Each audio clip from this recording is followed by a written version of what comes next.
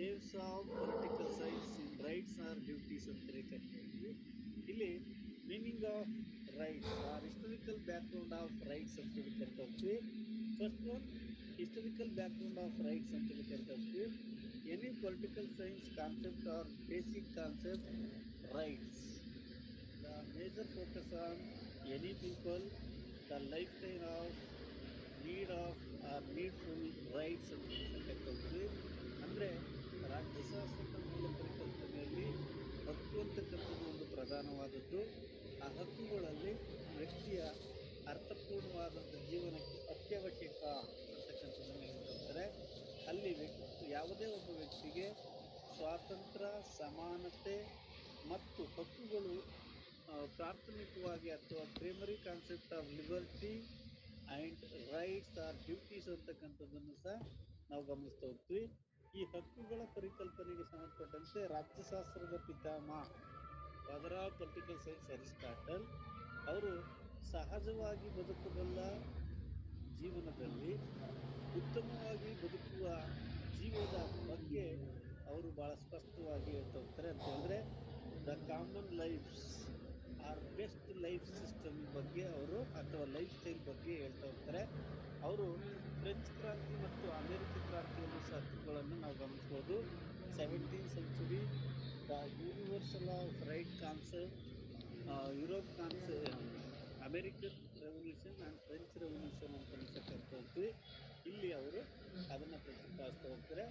ಇಲ್ಲಿ ಹಕ್ಕುಗಳು ಯಾವ ರೀತಿ ತನ್ನದೇ ಆದಂಥ ಸ್ವರೂಪವನ್ನು ಥೇರೀಸ್ ಆರ್ ಮೀನಿಂಗ್ಸ್ ಅಂತಕ್ಕಂಥದ್ದನ್ನು ನಾವು ಹಕ್ಕುಗಳಲ್ಲಿ ಗಮನಿಸ್ತಾ ಹೋಗ್ತೀವಿ. ಆ ಹಕ್ಕುಗಳಲ್ಲಿ ಯಾವ ರೀತಿಯ ಒಂದು ಹಕ್ಕುಗಳನ್ನು ನಾವು ನೋಡಲಿಕ್ಕೆ ಸಾಧ್ಯ. ಹಾಗಾದರೆ ಮೀನಿಂಗ್ ಆಫ್ ರೈಟ್ಸ್ ಅಂದರೆ ಏನು, ಇದು ಹಕ್ಕು ಅಂದರೆ ಏನು ಅಂತಕ್ಕಂಥದ್ದು ಭಾಳ ಇಂಪಾರ್ಟೆಂಟು. ಹಕ್ಕು ಅಂತ ಹೇಳಿದ್ರೆ ವ್ಯಕ್ತಿಯ ಅವಕಾಶ ಅಥವಾ ಸೌಲಭ್ಯ ಅನ್ನೋದನ್ನು ಸಹ ನಾವು ಗಮನಿಸ್ತೀವಿ. ಇಲ್ಲಿ ಹಕ್ಕುಗಳು ಒಬ್ಬ ವ್ಯಕ್ತಿಗೆ ಮಾತನಾಡುವುದಾಗಿರ್ಬೋದು, ಸಂಚರಿಸುವುದಾಗಿರ್ಬೋದು, ಅಥವಾ ಆಟ ಓಟಗಳನ್ನು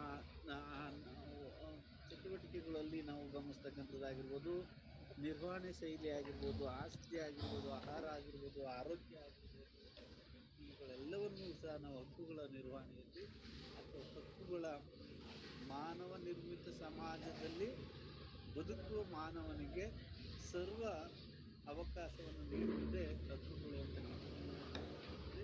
ಅದನ್ನು ಸರಳ ಅರ್ಥದಲ್ಲಿ ನಾವು ಗಮನಿಸಿದರೆ ವ್ಯಕ್ತಿಯೊಬ್ಬರು ತನ್ನ ವ್ಯಕ್ತಿತ್ವವನ್ನು ಬೆಳೆಸಿಕೊಳ್ಳಲು ಹೊಂದಿರುವ ವಿವಿಧ ಅವಕಾಶಗಳೇ ಹಕ್ಕುಗಳು ಎನ್ನಲಾಗುವುದು. ಅಂದರೆ ಇದರ ವಿಶಾಲ ಅರ್ಥ ಏನಪ್ಪ ಅಂತ ಹೇಳಿದ್ರೆ, ರಾಜ್ಯವು ವ್ಯಕ್ತಿಯ ಉತ್ತಮ ಜೀವನಕ್ಕಾಗಿ ಮಾನ್ಯ ಮಾಡಿ ಒದಗಿಸುವ ಮೂಲಭೂತವಾದಂಥ ನಾಗರಿಕ ಅಥವಾ ರಾಜಕೀಯ ಅಥವಾ ಆರ್ಥಿಕ ಸ್ಥಿತಿಗತಿಗಳೇ ಹಕ್ಕುಗಳು ಎನ್ನಲಾಗುವುದು. ಅಂತಂದರೆ the meaning of what is the rights ಅಂತಕ್ಕಂಥ ಕಾನ್ಸೆಪ್ಟ್ನಲ್ಲಿ the major focus on fundamental civil, economic and political situation of the focus on rights ಅಂತಕ್ಕಂಥದ್ದನ್ನು ಭಾಳ ಸ್ಪಷ್ಟವಾಗಿ ಹೇಳ್ತಾ ಹೋಗ್ತಾರೆ. ಅದರ ಆಧಾರದ ಮೇಲೆ ಅವರು ಹಕ್ಕುಗಳನ್ನು ಪ್ರತಿಪಾದಿಸ್ತಕ್ಕಂಥದ್ದನ್ನು ನಾವು ಗಮನಿಸ್ತಾ ಹೋಗ್ತೀವಿ. ಇಲ್ಲಿ ಹಕ್ಕುಗಳನ್ನು ಭಾಳ ಸರಳವಾಗಿ ಏನು ಹೇಳ್ತಾ ಹೋಗ್ತಾರೆ ಅಂತ ಹೇಳಿದ್ರೆ, ವ್ಯಕ್ತಿಯೊಬ್ಬರು ತನ್ನ ವ್ಯಕ್ತಿತ್ವವನ್ನು ಬೆಳೆಸ್ಕೊಳ್ಳಿಕ್ಕೆ ಮ್ಯಾನೇಜ್ ಎಂಪವರ್ಮೆಂಟ್ ಅಂತ ಸಹ ಕರೀತಾರೆ, ಅಥವಾ ಸಬಲೀಕರಣವನ್ನು ನಾವು ನಾಗರಿಕ ಸಮಾಜದಲ್ಲಿ ಭಾಳ ಸ್ಪಷ್ಟವಾಗಿ ಅವ್ರು ಹೇಳ್ತಕ್ಕಂಥದ್ದನ್ನು ನಾವು ಗಮನಿಸ್ತಾ ಹೋಗ್ತೀವಿ. ಹಾಗಾದರೆ ಹಕ್ಕುಗಳಿಗೆ ಸಂಬಂಧಪಟ್ಟಂತೆ ಅನೇಕ ರಾಜಕೀಯ ಚಿಂತಕರು ತಮ್ಮದೇ ಆದಂಥ ಅಭಿಪ್ರಾಯಗಳನ್ನು ಹೇಳ್ತಾ ಹೋಗ್ತಾರೆ. ಅದರಲ್ಲಿ ಮೊದಲನೇರು ಯಾರಪ್ಪ ಅಂತ ಹೇಳಿದ್ರೆ ರೈಟ್ಸ್, ಡೆಫಿನೇಷನ್ ಆಫ್ ರೈಟ್ಸ್ ಅಂತ ಸಹ ಕರಿತಾ ಹೋಗ್ತೀವಿ. ಅಂದರೆ ಅರಿಸ್ಟಾಟಲ್ರವರು ತಮ್ಮದೇ ಆದಂಥ ಶೈಲಿಯಲ್ಲಿ ಪ್ರಾಚೀನ ಕಾಲಘಟ್ಟದಲ್ಲಿ ಅಥವಾ ಗ್ರೀಕ್ ಪೊಲಿಟಿಕಲ್ ಥಾಟ್ನಲ್ಲಿ ಅವ್ರು ಹೇಳ್ತಾ ಹೋಗ್ತಾರೆ. ಇಲ್ಲಿ ಅಧಿಕೃತವಾಗಿ ಹಕ್ಕುಗಳಿಗೆ ಸಂಬಂಧಪಟ್ಟಂತೆ ಯಾರು ಇದನ್ನ ಮೊಟ್ಟಮೊದಲಿಗೆ ತಮ್ಮ ವ್ಯಾಖ್ಯಾನವನ್ನು ಪ್ರತಿಪಾದಿಸ್ತಾರೆ ಅಂತ ಹೇಳಿದ್ರೆ H.J. ಲಾಸ್ಕಿ ಅಂತಕ್ಕಂಥವರು ಹಕ್ಕುಗಳ ಬಗ್ಗೆ ತಮ್ಮದೇ ಆದಂಥ ಅಭಿಪ್ರಾಯವನ್ನ ಹೇಳ್ತಾ ಹೋಗ್ತಾರೆ. ಅವರು ಏನನ್ನ ಹೇಳ್ತಾ ಹೋಗ್ತಾರೆ ಹಕ್ಕುಗಳ ಬಗ್ಗೆ ಅಂತ ಹೇಳಿದ್ರೆ, ವ್ಯಕ್ತಿ ತನ್ನ ವ್ಯಕ್ತಿತ್ವ ಮ್ಯೂಟ್ ಮಾಡಿ ಮಿಂಕು ಬರ್ತಾ ಇದೆ, ಮ್ಯೂಟ್ ಮಾಡಿದ್ದೀನಿ.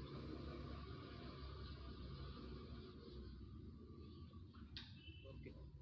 ಎಚ್ ಜೆ ಲಾಸ್ಕಿ ಅವರು ಹಕ್ಕುಗಳ ಬಗ್ಗೆ ತಮ್ಮದೇ ಆದಂಥ ವ್ಯಾಖ್ಯಾನವನ್ನು ಹೇಳ್ತಾ ಹೋಗ್ತಾರೆ.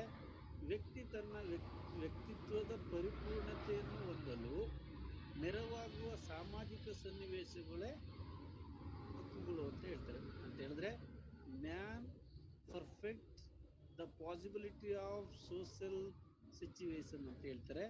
ಅಂದ್ರೆ ಇಲ್ಲಿ ವ್ಯಕ್ತಿ ತನ್ನ ವ್ಯಕ್ತಿತ್ವದ ಪರಿಪೂರ್ಣತೆಯನ್ನು ಹೊಂದಲು ನೆರವಾಗುವ ಸಾಮಾಜಿಕ ಸನ್ನಿವೇಶಗಳೇ ಹಕ್ಕುಗಳು ಅಂತ ಹೇಳ್ತಾ ಹೋಗ್ತಾರೆ. ಮತ್ತೆ ಮತ್ತೊಬ್ಬ ರಾಜಕೀಯ ಚಿಂತಕ ಥಾಮ್ಸ್ ಆಫ್ಸ್ ಅಥವಾ ಆಫ್ ಹೌಸ್ ಅಂತಕ್ಕಂಥವರು ತಮ್ಮದೇ ಆದಂಥ ಒಂದು ವ್ಯಾಖ್ಯಾನವನ್ನು ನೀಡ್ತಾರೆ ಹಕ್ಕುಗಳಿಗೆ ಸಂಬಂಧಪಟ್ಟಂತೆ. ಅದ್ಯಾವುದಪ್ಪ ಅಂತ ಹೇಳಿದ್ರೆ, ನಾವು ಇತರರಿಂದ ಏನನ್ನ ನಿರೀಕ್ಷಿಸುತ್ತೀವೋ ಮತ್ತು ಇತರರು ನಮ್ಮಿಂದ ಏನನ್ನ ನಿರೀಕ್ಷಿಸುತ್ತಾರೋ ಅವುಗಳೇ ಹಕ್ಕುಗಳು ಅಂತ ಹೇಳ್ತಾ ಹೋಗ್ತಾರೆ. ಇದೇ ರೀತಿಯಲ್ಲಿ ಇನ್ನೂ ಅನೇಕರು, ಉದಾಹರಣೆಗೆ ನಮ್ಮ ಭಾರತ ಸಂವಿಧಾನದಲ್ಲಿ the Indian constitutional the fundamental provision of part 4 article 12 to 35 ಅಂತೇಳಿ ಕರಿತಾ ಹೋಗ್ತೀವಿ. ಅಂತ ಹೇಳಿದ್ರೆ ಭಾರತ ಸಂವಿಧಾನದಲ್ಲಿ ನಾವು ಮೂಲಭೂತ ಹಕ್ಕುಗಳಿಗೆ ಅವಕಾಶವನ್ನು ಕೊಡಲಾಗಿದೆ. The based on French revolution and American revolution. ಏನು ಅದರ ಆಧಾರದ ಮೇಲೆ ಈ ಮೂಲಭೂತ ಹಕ್ಕುಗಳನ್ನು, 7 ಮೂಲಭೂತ ಹಕ್ಕುಗಳನ್ನು ಮೂಲ ಸಂವಿಧಾನದಲ್ಲಿ ಕೊಡಲಾಗಿತ್ತು. ಸಾಕಷ್ಟು ತಿದ್ದುಪಡಿ ಮೂಲಕ ವಿಸ್ತೃತವಾಗುವ ಸಹ 7 ಸಂವಿಧಾನಾತ್ಮಕ ತಿದ್ದುಪಡಿಯ ಮೂಲಕ ಮೂಲಭೂತ ಹಕ್ಕುಗಳಿದೆಯೋ ಅದನ್ನ ಇಲ್ಲಿ ನಾವು ಗಮನಿಸ್ತಾ ಹೋಗ್ತೀವಿ. For example rights, or other rights ಅಂತ, ಪ್ರಾಪರ್ಟಿ ರೈಟ್ಸ್ ಅಂತ ಏನು ನಾವು ಕರಿತಾ ಹೋಗ್ತೀವಿ, ಅವುಗಳನ್ನು ನಾವು ಇಲ್ಲಿ ಗಮನಿಸ್ತಾ ಹೋಗ್ತೀವಿ. ಅಂತ ಹೇಳಿದ್ರೆ ಭಾರತದ ಸಂವಿಧಾನದಲ್ಲೂ ಸಹ ಡಾಕ್ಟರ್ ಬಿ ಆರ್ ಅಂಬೇಡ್ಕರ್ ಅವರು ಫಂಡಮೆಂಟಲ್ ರೈಟ್ಸ್ ಬಗ್ಗೆ ಬಹಳ ಸುದೀರ್ಘವಾದಂಥ ಚರ್ಚೆಯನ್ನು ಮಾಡಿರ್ತಕ್ಕಂಥದ್ದನ್ನು ನಾವು ಗಮನಿಸ್ತಾ ಹೋಗ್ತೀವಿ. ಅದೇ ರೀತಿಯಲ್ಲಿ ಹೆರಾಲ್ಡ್ ಜೆ ಲಾಸ್ಕಿ ಆಗಿರ್ಬೋದು, ಅರಿಸ್ಟಾಟಲ್ ಆಗಿರ್ಬೋದು, ಮತ್ತು ಬೇರೆ ಬೇರೆ ರಾಜಕೀಯ ಚಿಂತಕರು, ಯುರೋಪಿಯನ್ ಪೊಲಿಟಿಕಲ್ ಥಿಂಕರ್ಸ್ ಆಗಿರ್ಬೋದು, ಅಥವಾ ಏನು 2 ಕ್ರಾಂತಿಗಳು, ರೆವಲ್ಯೂಷನ್ ಆಗಿರ್ಬೋದು, ಅವುಗಳಲ್ಲೂ ಸಹ ನಾವು ಇದನ್ನು ಗಮನಿಸ್ತಾ ಹೋಗ್ತೀವಿ. ಇದು ಹಕ್ಕುಗಳ ಒಂದು ಅರ್ಥ, rights, meaning of rights, the historical background of rights and definition of rights ಅಂತೇಳಿ ಕರಿತಾ ಹೋಗ್ತೀವಿ. ಅಂದರೆ ಹಕ್ಕುಗಳ ಒಂದು ಹಿನ್ನೆಲೆ, ಹಕ್ಕುಗಳ ಅರ್ಥ ಮತ್ತು ವ್ಯಾಖ್ಯಾನದ ಬಗ್ಗೆ ನಾವು ಡಿಸ್ಕಸ್ ಮಾಡೋದು. ಈಗ ನಿಮಗೆ very very important of questions, importance of rights ಅಂತೇಳಿ ಕರಿತೀವಿ. ಅಂದರೆ ಯಾವ ರೀತಿ ಇದನ್ನ ನಾವು ಮೂಲಭೂತ ಹಕ್ಕುಗಳಾಗಿ ಈ ಹಕ್ಕುಗಳ ಮಹತ್ವವನ್ನು ಬೆಳಕಿಗೆ ತರ್ತೀವೋ, ಫಂಡಮೆಂಟಲ್ ರೈಟ್ಸ್, ಸಿವಿಲ್ ರೈಟ್ಸ್ ಅಂತ ಏನು ನಾವು ಕಾನ್ಸೆಪ್ಟ್ ಇದೆಯೋ, ಅಥವಾ ಹ್ಯೂಮನ್ ರೈಟ್ಸ್ ಅಂತೇಳಿ ಕರಿತಾ ಇರ್ತೀವಲ್ಲ, ಅದರಲ್ಲಿ ಯಾವ ರೀತಿ ಇದನ್ನ ಉಲ್ಲೇಖ ಮಾಡ್ತೀವಿ ಅನ್ನೋದು ಭಾಳ ಇಂಪಾರ್ಟೆಂಟು. ಇಲ್ಲಿ ಹಕ್ಕುಗಳು ತನ್ನದೇ ಆದಂಥ ಮಹತ್ವವನ್ನು ನಾಗರಿಕ ಸಮಾಜದಲ್ಲಿ ಅಥವಾ ಪ್ರಜಾಪ್ರಭುತ್ವ ರಾಷ್ಟ್ರಗಳಲ್ಲಿ ಸಂವಿಧಾನದಿಂದಲೋ ಅಥವಾ ಸರ್ಕಾರದಿಂದಲೋ ಹಲವರು ಪಡೆಯುವ ಹಕ್ಕುಗಳು ಅಥವಾ ನಾಗರಿಕರು ನಾನಾ ರೀತಿಯಲ್ಲಿ ಪಡೆಯುವ ಪ್ರಯೋಜನಗಳನ್ನು ನಾವು ಹಕ್ಕುಗಳು ಅಂತ ಅದರ ಮಹತ್ವದಲ್ಲಿ ಪ್ರತ್ಯೇಕಿಸುವಾಗ ಪರೋಕ್ಷವಾಗೋ ರಾಜ್ಯವು ನೀಡಲ್ಪಟ್ಟ ಅಥವಾ ರಾಜ್ಯ ಅಥವಾ ನಾಗರಿಕ ಸಮಾಜದಲ್ಲಿ ಒಬ್ಬ ವ್ಯಕ್ತಿ ಅಥವಾ ಸಮಾಜಮುಖಿ ಅಥವಾ ಸಮಾಜ ಆರ್ಥಿಕ ವ್ಯವಸ್ಥೆಯಲ್ಲಿ ಯಾವ ಥರದ ಚಿಂತನೆಗಳನ್ನು ಮಾಡ್ತಾರೆ ಅನ್ನೋದನ್ನ ಅದರ ಮಹತ್ವದ ಅಂಶಗಳಲ್ಲಿ ಹೇಳ್ತಾ ಹೋಗ್ತಾರೆ. ಫಸ್ಟ್ ಯಾವುದಪ್ಪ ಇಂಪಾರ್ಟೆನ್ಸ್ ಅಂತ ಹೇಳಿದ್ರೆ ರೈಟ್ಸ್ನ ಇಂಪಾರ್ಟೆನ್ಸಲ್ಲಿ ನಾಗರಿಕ ಜೀವನಕ್ಕೆ ಸಹಕಾರಿ, the cooperation of civil life ಅಂತೇಳಿ ಕರೀತಾರೆ. ಅಂದರೆ ನಾಗರಿಕ ಜೀವನಕ್ಕೆ ಸಹಕಾರಿಯಾಗಿ ಹಕ್ಕು ತನ್ನದೇ ಆದಂಥ ಮಹತ್ವವನ್ನು ಹೊಂದಿದೆ ಅಂತ ಹೇಳ್ತಾರೆ. ಇಲ್ಲಿ ನಾಗರಿಕ ಜೀವನ ನಡೆಸಲಿಕ್ಕೆ ಹಕ್ಕುಗಳ ಸಹಕಾರ ಅಥವಾ ಸಾಕಾರತ್ವ ಅನಿವಾರ್ಯತೆ ಇದೆ. Any political views or any political activities the based on life style rights or liberty or duties or fraternity. ಯಾವುದೇ ಒಬ್ಬ ವ್ಯಕ್ತಿಯ ಜೀವನದಲ್ಲಿ ಸಮಾನತೆ ಆಗಿರ್ಬೋದು, ಹಕ್ಕುಗಳಾಗಿರ್ಬೋದು, ಕರ್ತವ್ಯ ಆಗಿರ್ಬೋದು, ಭಾತೃತ್ವ ಆಗಿರ್ಬೋದು, ಇವು ಬಹಳ ಮುಖ್ಯ ಅಂತಕ್ಕಂಥದ್ದನ್ನ ಅವ್ರು ಹೇಳ್ತಾ ಹೋಗ್ತಾರೆ. ಇಲ್ಲಿ ಯಾಕೆ ನಾಗರಿಕ ಜೀವನಕ್ಕೆ ಸಹಕಾರಿಯಾಗಿದೆ ಅನ್ನುವ ಒಂದು ಮಹತ್ವದ ಅಂಶವನ್ನು ಹೇಳ್ತಾರೆ ಅಂತ ಹೇಳಿದ್ರೆ, ತಾರತಮ್ಯ ರಹಿತ ನಾಗರಿಕ, ಸಾಮಾಜಿಕ, ಆರ್ಥಿಕ, ರಾಜಕೀಯ ಅವಕಾಶಗಳನ್ನು ಒದಗಿಸಲು ಹಕ್ಕುಗಳು ತನ್ನ ಪ್ರಯತ್ನವನ್ನ ಮಾಡ್ತವೆ. ಹೇಳಿದ್ರೆ any man social and civil and economical and political opportunities ಅಂತಲೂ ಸಹ ಕರಿತಾ ಹೋಗ್ತೀವಿ. ಅವುಗಳನ್ನು ಯಾವ ರೀತಿ ಕೊಡಲಿಕ್ಕೆ ಸಾಧ್ಯ ಅಂತಕ್ಕಂಥದ್ದನ್ನು ಮಹತ್ವದ ಅಂಶಗಳಲ್ಲಿ ಅವರು ಮೊದಲನೇ ಅಂಶವಾಗಿ ಅಲ್ಲಿ ಉಲ್ಲೇಖವನ್ನು ಮಾಡ್ತಕ್ಕಂಥದ್ದನ್ನು ನಾವು ಗಮನಿಸ್ತೀವಿ. ನೆಕ್ಸ್ಟ್ ಒಂದು ಯಾವುದಪ್ಪ ಅಂತ ಹೇಳಿದ್ರೆ ವ್ಯಕ್ತಿ ಗೌರವದ ಹೆಚ್ಚಳ ಅಂತ ಹೇಳಿದ್ರೆ ಮ್ಯಾನ್ ರೆಸ್ಪೆಕ್ಟ್ ಕರಿತಾ ಹೋಗ್ತೀವಿ. ಅಂದರೆ ಗೌರವವನ್ನು ಹೆಚ್ಚಳ ಮಾಡ್ತಕ್ಕಂಥದ್ದು increase of man, dignified or dignified man ಅಂತಲೂ ಸಹ ಕರಿತಾ ಹೋಗ್ತೀವಲ್ಲ, ಅಥವಾ ರೆಸ್ಪೆಕ್ಟೆಡ್ ಅಂತ ಹೇಳಿ ಕರಿತಾ ಹೋಗ್ತೀವಲ್ಲ, ಅದನ್ನು ನಾವಿಲ್ಲಿ ಗಮನಿಸ್ತಾ ಹೋಗ್ತೀವಿ. ಈ ಉದಾಹರಣೆಗೆ ನಾಗರಿಕ ಸಮಾಜದಲ್ಲಿ ವ್ಯಕ್ತಿಯನ್ನು ಯಾವ ರೀತಿ ಗೌರವಿಸ್ತೀವಿ ಅಂತ ಹೇಳಿದ್ರೆ, ಇಂದಿನ ಕಾಲಘಟ್ಟದಲ್ಲಿದ್ದಂಥ ಇವತ್ತಿಗೂ ಸಹ ಜೀವಂತವಾಗಿರ್ತಕ್ಕಂಥ ಸ್ಲೇವರಿಸಮ್ ಸಿಸ್ಟಮ್, ಗುಲಾಮಗಿರಿ ಆಗಿರ್ಬೋದು, ಅಥವಾ ಜೀತ ಪದ್ಧತಿ ಆಗಿರ್ಬೋದು, ಅಥವಾ ಅನ್ಟಚಬಿಲಿಟಿ ಆಗಿರ್ಬೋದು, ಅಥವಾ colours, the discrimination of colour, ವರ್ಣಭೇದ ನೀತಿ ಆಗಿರ್ಬೋದು, ವೃತ್ತಿ ಆಧಾರಿತವಾದಂಥ ಕ್ಯಾಸ್ಟ್ ಸಿಸ್ಟಮ್ ಆಗಿರ್ಬೋದು, ಇವುಗಳಲ್ಲಿ ನಾವು ಹಕ್ಕುಗಳನ್ನು ಕೊಡುವುದರ ಮೂಲಕ ಆ ಒಂದು ಹಕ್ಕುಗಳ ಮಹತ್ವವನ್ನು ಹೆಚ್ಚಿಸ್ಬೋದು. ಅಂದರೆ ನಾಗರಿಕ ಸಮಾಜದಲ್ಲಿ ಪ್ರತಿಯೊಬ್ಬ ವ್ಯಕ್ತಿಗೂ ತನ್ನದೇ ಆದಂಥ ಮೂಲಭೂತವಾದಂಥ ಕರ್ತವ್ಯಗಳಿದೆ. ಅದರ ಮೂಲಕ ಹಕ್ಕುಗಳನ್ನು ಕೊಡುವುದರ ಮೂಲಕ ವ್ಯಕ್ತಿಯ ಗೌರವವನ್ನು ಹೆಚ್ಚಳ ಮಾಡಲಿಕ್ಕೆ ಸಾಧ್ಯ ಅಂತಕ್ಕಂಥದ್ದನ್ನು ಇಲ್ಲಿ ಹಕ್ಕುಗಳಲ್ಲಿ ಮಹತ್ವದ ಅಂಶಗಳಲ್ಲಿ ಹೇಳ್ತಾ ಹೋಗ್ತಾರೆ. The based on equality principles the convert to rights or any man ಹೇಳ್ತಾರೆ. ಅದನ್ನು ಇಲ್ಲಿ ನಾವು ಎರಡನೇ ಅಂಶದಲ್ಲಿ ಗಮನಿಸ್ತಾ ಹೋಗ್ತೀವಿ. ಮತ್ತು ಮೂರನೇ ಅಂಶ ಮಹತ್ವದಲ್ಲಿ ಏನಪ್ಪ ಅಂತ ಹೇಳಿದ್ರೆ, ದ ಸಕ್ಸಸ್ಫುಲ್ ಆಫ್ ಡೆಮಾಕ್ರಸಿ, ಅಂದರೆ ಪ್ರಜಾಪ್ರಭುತ್ವದ ನಿಲುವಿಗೆ ಇದು ಭಾಳ, ಅಥವಾ ಪ್ರಜಾಪ್ರಭುತ್ವದ ಯಶಸ್ಸಿಗೆ ನೆರವಾಗತಕ್ಕಂಥದ್ದನ್ನು ನಾವು ಹಕ್ಕುಗಳು ಅಂತೇಳಿ ಕರಿತೀವಿ. Today the United Nations countries are the role of the democratic countries ಅಂತ ಹೇಳಿದ್ರೆ, ಸುಮಾರು 180 ರಾಷ್ಟ್ರಗಳು ಪ್ರಜಾಪ್ರಭುತ್ವ ರಾಷ್ಟ್ರಗಳನ್ನು ಒಳಗೊಂಡಿದೆ. ಆ ಎಲ್ಲ ರಾಷ್ಟ್ರಗಳಲ್ಲೂ the directly or indirectly democratical or democracy development or success ಅಂತಲೂ ಸಹ ಕರಿತಾರೆ. For example India, Japan, or China, or America, or Britain, ಇಲ್ಲೆಲ್ಲವೂ ಸಹ ನಾವು ಗಮನಿಸ್ತಾ ಹೋಗ್ತೀವಿ. ಅಂತ ಹೇಳಿದ್ರೆ ಪ್ರಜಾಪ್ರಭುತ್ವದ ಯಶಸ್ವಿಗೆ ನೆರವಾಗಿರ್ತಕ್ಕಂಥ ಒಂದು ಮಹತ್ವವನ್ನು ನಾವು ಎಲ್ಲಿ ಗಮನಿಸ್ತಾ ಹೋಗ್ತೀವಿ ಅಂತ ಹೇಳಿದ್ರೆ, ಈ ಪ್ರಜೆಗಳ ಭಾಗವಹಿಸುವಿಕೆಯ ಆಧಾರದ ಮೇಲೆ voting system, election system and government posts, ಅಂದರೆ ಮತದಾನವನ್ನು ಮಾಡ್ತಕ್ಕಂಥದ್ದಾಗಿರ್ಬೋದು, ಚುನಾವಣೆಗೆ ಸ್ಪರ್ಧಿಸತಕ್ಕಂಥದ್ದಾಗಿರ್ಬೋದು, ಸರ್ಕಾರಿ ನೌಕರಿಯನ್ನು ಪಡಿತಕ್ಕಂಥದ್ದಾಗಿರ್ಬೋದು, ಇವೆಲ್ಲವೂ ಮೂಲಭೂತವಾಗಿ ಪ್ರಜೆಗಳ ಹಕ್ಕುಗಳು ಅನ್ನೋದನ್ನು ಇಲ್ಲಿ ಭಾಳ ಸ್ಪಷ್ಟವಾಗಿ ಹೇಳ್ತಕ್ಕಂಥದ್ದನ್ನು ಸಹ ನಾವು ಈ ಒಂದು ಬಹುಮುಖ್ಯವಾದಂಥ ಹಕ್ಕುಗಳ ಮಹತ್ವದಲ್ಲಿ ನಾವು ಗಮನಿಸ್ತಕ್ಕಂಥದ್ದನ್ನು ಈ ಹಕ್ಕುಗಳ ಮಹತ್ವದ ಅಂಶ ಅಂತ ಅನಿಸ್ಬೋದು. ನೆಕ್ಸ್ಟ್ ಯಾವುದಪ್ಪ ಅಂತ ಹೇಳಿದ್ರೆ, ಇಲ್ಲಿ the security of religion minority ಅಂತಲೂ ಸಹ ಕರಿತಾ ಹೋಗ್ತೀವಿ.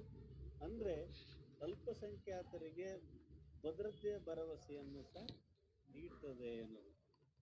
Any countries of even today majority community or minority of community concept even today, any country or any state or any district or any taluks. ಇಲ್ಲಿ ಅಲ್ಪಸಂಖ್ಯಾತರು ಮತ್ತು ಬಹುಸಂಖ್ಯಾತರು ಅಂದರೆ ಯಾರು ಅನ್ನೋ ಒಂದು ದೊಡ್ಡ ಡಿಬೇಟ್ ಇವತ್ತು ಒಂದು ಸೋಷಿಯಲ್ ಸೊಸೈಟಿ ಒಳಗೆ ನಡೀತಾರೆ. ಅಲ್ಲಿ ಧರ್ಮ ಆಗಿರ್ಬೋದು, ಜಾತಿ ಆಗಿರ್ಬೋದು, ಲಿಂಗ ಆಗಿರ್ಬೋದು, ಅಥವಾ ವರ್ಣ ಆಗಿರ್ಬೋದು, ಅಥವಾ ಇನ್ನಿತರೆ ವಿಚಾರಗಳಾಗಿರ್ಬೋದು, ಅವುಗಳ ಆಧಾರದ ಮೇಲೆ ಇಲ್ಲಿ ಭಾಷಾ ಅಲ್ಪಸಂಖ್ಯಾತರೇ ಬೇರೆ, ಧರ್ಮನೇ ಬೇರೆ, ಜನಾಂಗೀಯನೇ ಇಟ್ಕೊಳ್ತಾರೆ.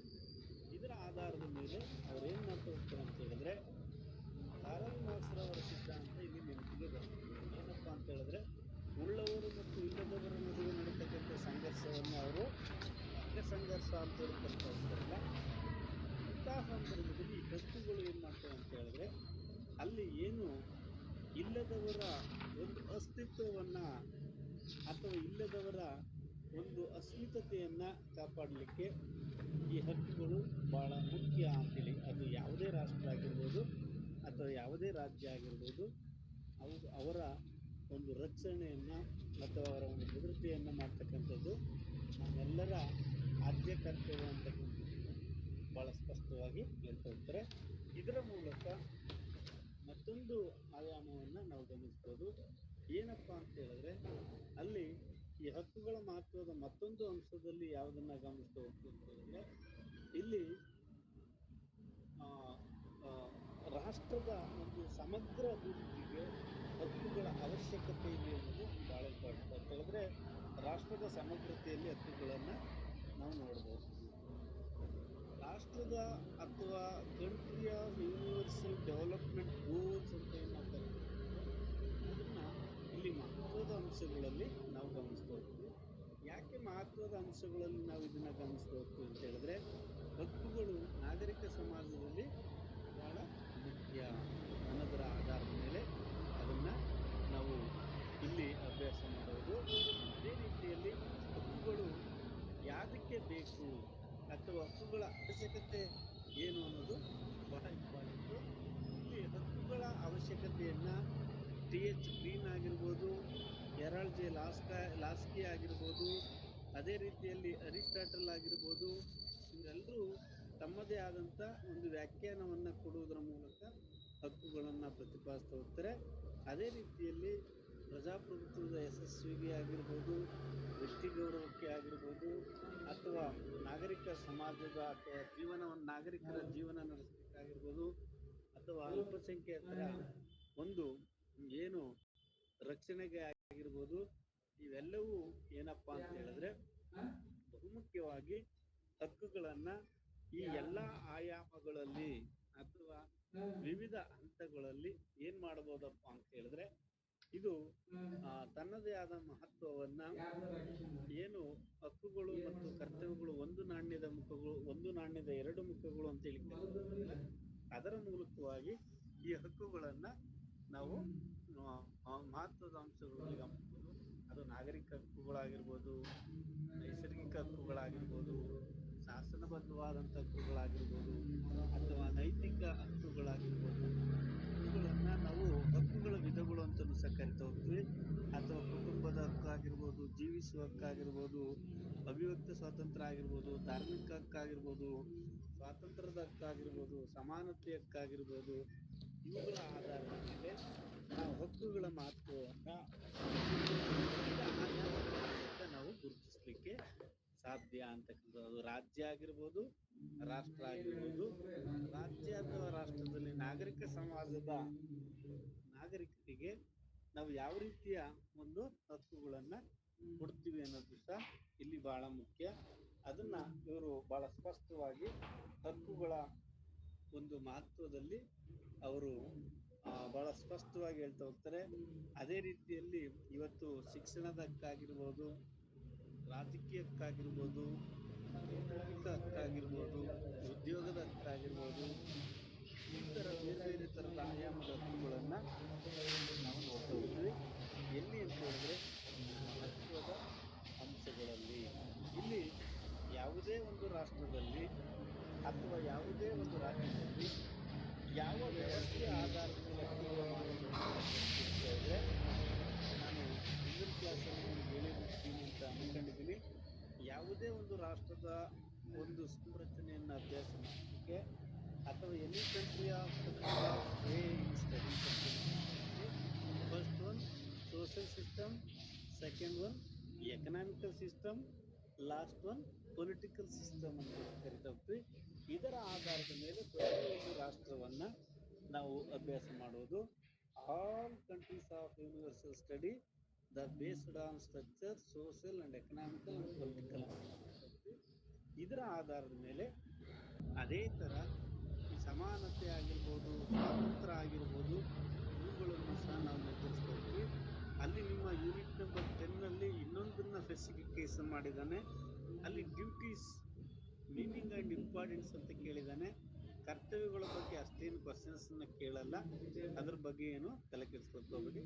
ಅಲ್ಲಿ ನಿಮ್ಮ 11ನೇ ಚಾಪ್ಟರ್ ಅಥವಾ ಯೂನಿಟ್ ನಂಬರ್ ಏನು 11 ಅಂತೇಳಿ ಕರಿತಾ ಹೋಗ್ತೀವಲ್ಲ, ಅಲ್ಲಿ ಕ್ಲಾಸಿಫಿಕೇಶನ್ ಆಫ್ ಇದೆಯಲ್ಲ, ಅದ್ರ ಬಗ್ಗೆ ಅದ್ರ ಬಗ್ಗೆ ಮಾಡಿಸ್ಬೇಕು. ಆ ಹಕ್ಕುಗಳ ಯಾವ್ಯಾವ ರೀತಿ ಇದೆ ಅನ್ನೋದು ಭಾಳ ಇಂಪಾರ್ಟೆಂಟು. ಅದನ್ನ ಇಲ್ಲಿ ಕೈಂಡ್ಸ್ ಆಫ್ ರೈಟ್ಸ್ ಅಥವಾ ಕ್ಲಾಸಿಫಿಕೇಶನ್ ಆಫ್ ರೈಟ್ಸ್ ಅಂತ ಸಹ ಕರಿತಾ ಹೋಗ್ತೀವಿ. ಹಕ್ಕುಗಳ ವರ್ಗೀಕರಣ ಅಥವಾ ಹಕ್ಕುಗಳ ವಿಧಗಳು ಅಂತೇಳಿ ಕರಿತಾ ಹೋಗ್ತೀವಿ. ಯಾವ್ಯಾವ ರೀತಿ ವರ್ಗೀಕರಣವನ್ನ ಮಾಡಲಾಗಿದೆ ಹಕ್ಕುಗಳನ್ನ ಅನ್ನೋದನ್ನ ನಾವು ಗಮನಿಸೋದಾದ್ರೆ, ಹಕ್ಕುಗಳನ್ನ ವಿವಿಧ ರಾಷ್ಟ್ರಗಳಲ್ಲಿ ವಿವಿಧ ರೀತಿಯಲ್ಲಿ ಅವರು ವರ್ಗೀಕರಣವನ್ನು ಮಾಡ್ತಿರ್ತಾರೆ. ಫಸ್ಟ್ ಒನ್ ನ್ಯಾಚುರಲ್ ರೈಟ್ಸ್ ಅಂತೇಳಿ ಕರಿತಾ ಹೋಗ್ತೀವಿ, ಅಂದ್ರೆ ನೈಸರ್ಗಿಕ ಹಕ್ಕುಗಳು ಅಂತೇಳಿ ಕರಿತಾ ಹೋಗ್ತೀವಿ. ಸೆಕೆಂಡ್ ಒನ್ ಎಥಿಕ್ಸ್ ರೈಟ್ಸ್ ಅಂತೇಳಿ ಕರಿತಾ ಹೋಗ್ತೀವಿ, ನೈತಿಕ ಹಕ್ಕುಗಳು ಅಂತೇಳಿ ಕರಿತಾ ಹೋಗ್ತೀವಿ. ನೆಕ್ಸ್ಟ್ ಒನ್ ಲೀಗಲ್ ರೈಟ್ಸ್ ಅಂತ ಕರಿತಾ ಹೋಗ್ತೀವಿ, ಶಾಸನಬದ್ಧವಾದಂಥ ಹಕ್ಕುಗಳು ಅಂತೇಳಿ ಕರಿತಾ ಹೋಗ್ತೀವಿ. ನೆಕ್ಸ್ಟ್ ಒನ್ ಏನಪ್ಪಾ ಅಂತ ಹೇಳಿದ್ರೆ, ಇಲ್ಲಿ ಈ ಶಾಸನಬದ್ಧವಾದಂಥ ಹಕ್ಕುಗಳ ನಂತರ ಯಾವುದನ್ನ ನಾವು ರೈಟ್ಸ್ ಅಂತೇಳಿ ವರ್ಗೀಕರಣ ಮಾಡ್ತೀವಿ ಅಂತ ಹೇಳಿದ್ರೆ ಹ್ಯೂಮನ್ ರೈಟ್ಸ್ ಅಂತೇಳಿ ಕರಿತಾ ಹೋಗ್ತೀವಿ. ಇದು ಸಹ ಒಂದು ಬಹುಮುಖ್ಯವಾಗಿರ್ತಕ್ಕಂಥ ಹಕ್ಕು.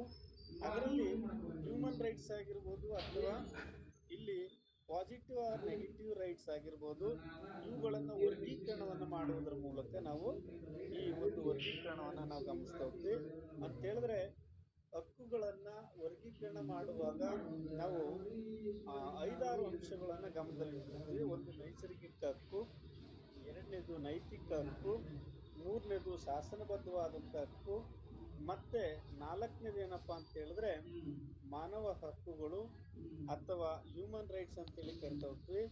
ನೆಕ್ಸ್ಟ್ ಒನ್ ಯಾವ್ದಪ್ಪ ಅಂತ ಹೇಳಿದ್ರೆ ಪಾಸಿಟಿವ್ ಆರ್ ನೆಗೆಟಿವ್ ರೈಟ್ಸ್ ಅಂತೇಳಿ ಕರಿತಾ ಹೋಗ್ತೀವಿ. ಇವುಗಳನ್ನ ಇನ್ನೂ ಅನೇಕ ರೀತಿಯಲ್ಲಿ ವರ್ಗೀಕರಣವನ್ನ ಮಾಡ್ತಕ್ಕಂಥದ್ದನ್ನ ನಾವು ಗಮನಿಸ್ತಾ ಹೋಗ್ತೀವಿ. ಈಗ ಉದಾಹರಣೆಗೆ ನೈಸರ್ಗಿಕ ಹಕ್ಕುಗಳಲ್ಲಿ ಜೆರಾಲ್ಡ್ ಜೆ ಲಾಸ್ಕಿ ಆಗಿರ್ಬೋದು, ಅದೇ ರೀತಿಯಲ್ಲಿ ಫ್ರೆಂಚ್ ರೆವಲ್ಯೂಷನ್ ಆಗಿರ್ಬೋದು, ಅಮೆರಿಕ ರೆವಲ್ಯೂಷನ್ ಆಗಿರ್ಬೋದು, ಅಲ್ಲಿ ನಾವು ಇದನ್ನ ನೈಸರ್ಗಿಕ ಹಕ್ಕುಗಳನ್ನ ಮಾನವ ನಿರ್ಮಿತ ಸಮಾಜದಲ್ಲಿ ನೈಸರ್ಗಿಕ ದತ್ತವಾಗಿ ದೊರಕಬಲ್ಲ ಹಕ್ಕುಗಳನ್ನ ಅವ್ರು ನೈಸರ್ಗಿಕ ಹಕ್ಕುಗಳು ಅಂತೇಳಿ ಕರಿತಾ ಹೋಗ್ತಾರೆ. ಈಗ ಉದಾಹರಣೆಗೆ ನೈಸರ್ಗಿಕ ಹಕ್ಕುಗಳ ಬಗ್ಗೆ ಬೆಳಕು ಚೆಲ್ಲೋರು ಯಾರಪ್ಪ ಅಂತ ಹೇಳಿದ್ರೆ, ಉದಾಹರಣೆಗೆ ಸೋಷಿಯಲ್ ಕಾಂಟ್ರಾಕ್ಟ್ ಥಿಯರಿ ಚಾರ್ಲ್ಸ್ ಮತ್ತು ಜಾನ್ ಲಾಕ್ ಅಥವಾ ಜೆ ರೂಸೋರ್ ಅವರು ಸಹ ಈ ನೈಸರ್ಗಿಕ ಹಕ್ಕುಗಳ ಬಗ್ಗೆ ಹೇಳ್ತಿರ್ತಾರೆ. ಅಂದ್ರೆ ಅಲ್ಲಿ ಪರಮಾಧಿಕಾರ, ಸ್ವಾತಂತ್ರ್ಯ, ಹಕ್ಕುಗಳು ಬಹಳ ಮುಖ್ಯ ಅಂತಕ್ಕಂಥದ್ದನ್ನ ಹೇಳ್ತಾ ಹೋಗ್ತಾರೆ. ಇದು ಮೊದಲನೇ ಅಂಶ ಅಥವಾ ಮೊದಲನೇ ವರ್ಗೀಕರಣ ಅಥವಾ classification of rights, the first point of natural rights. Second one ethics ಅಥವಾ ನೈತಿಕ ಹಕ್ಕುಗಳು. ಇಲ್ಲಿ ವಿವಿಧ ಧರ್ಮ, ವಿವಿಧ ಸಂಸ್ಕೃತಿ, the different of culture, the different of population, different of civil society ಅಂತ ಏನು ಕರಿತಾ ಹೋಗ್ತೀವಿ. ಅಂದರೆ ವಿವಿಧ ಧರ್ಮ, ವಿವಿಧ ಸಂಸ್ಕೃತಿ, ವಿವಿಧ ಜನತೆ ಅಥವಾ ಜನಾಂಗದ ಆಧಾರದ ಮೇಲೆ ನಾವು ಈ ನೈತಿಕ ಹಕ್ಕುಗಳನ್ನು ಕೊಡ್ತಕ್ಕಂಥದ್ದನ್ನು ನಾವು ಗಮನಿಸ್ತೀವಿ. ಅಂದರೆ ಯಾವುದೇ ಒಂದು ನಾಗರಿಕ ಸಮಾಜದಲ್ಲಿ ಜನರ ನೈತಿಕ ಗುಣಮಟ್ಟ ಅಥವಾ ನೈತಿಕ ಪ್ರಜ್ಞೆಯ ಆಧಾರದ ಮೇಲೆ ಕಲ್ಪಿಸಲ್ಪಡುವ ಹಕ್ಕುಗಳೇ ನೈತಿಕ ಹಕ್ಕು. ಅಂದರೆ ಎಥಿಕ್ಸ್ನ ಆಧಾರದ ಮೇಲೆ ಅವರು ಹಕ್ಕುಗಳನ್ನು ಕೊಡ್ತಾ ಹೋಗ್ತಾರೆ. ಇದು ಎರಡನೇ ವರ್ಗೀಕರಣ ಅಥವಾ ಕ್ಲಾಸಿಫಿಕೇಶನ್ ಆಫ್ ಎಥಿಕ್ಸ್ ರೈಟ್ಸ್ ಅಂತ ಸಹ ಕರಿತಾ ಹೋಗ್ತೀವಿ.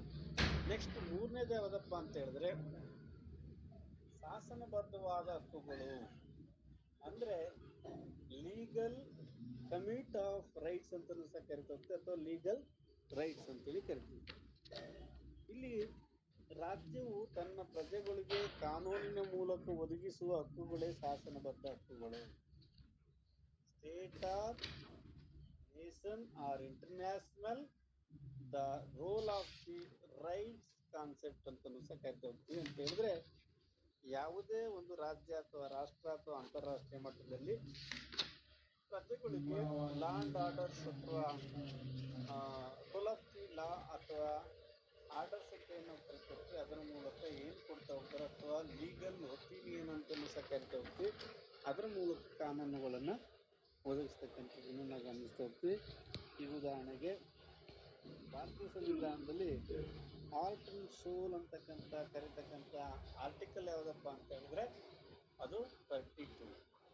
ಸಂವಿಧಾನಾತ್ಮಕ ಪರಿಹಾರದ ಹಕ್ಕುಗಳ ಮೂಲಕ ನಾವು ಶಾಸನಬದ್ಧವಾದಂಥ ಹಕ್ಕುಗಳನ್ನು ರಾಜ್ಯದಲ್ಲಿ ರಾಷ್ಟ್ರದಲ್ಲಿ ಹೈಕೋರ್ಟ್ ಮತ್ತು ಸುಪ್ರೀಂ ಕೋರ್ಟ್ ಅಥವಾ ಇಂಟರ್ನ್ಯಾಷನಲ್ ಕೋರ್ಟ್ಗಳಲ್ಲಿ ತಮ್ಮ ಹಕ್ಕುಗಳನ್ನು ಪಡೆಯಬಹುದು ಶಾಸನಬದ್ಧವಾಗಿ ಅಂತ ಹೇಳ್ತಾರೆ. ಆ ಶಾಸನಬದ್ಧವಾದಂಥ ಹಕ್ಕುಗಳನ್ನು ವಿವಿಧ ಆಯಾಮಗಳಲ್ಲಿ ಅವರು ಗುರುತಿಸ್ತಾ ಹೋಗ್ತಾರೆ.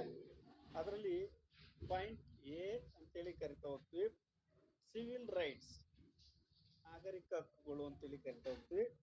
ನೆಕ್ಸ್ಟ್ ಒನ್ ಯಾವುದಪ್ಪ ಅಂತ ಹೇಳಿದ್ರೆ ಪೊಲಿಟಿಕಲ್ ರೈಟ್ಸ್ ಅಂತೇಳಿ ಕರಿತಾ ಹೋಗ್ತೀವಿ.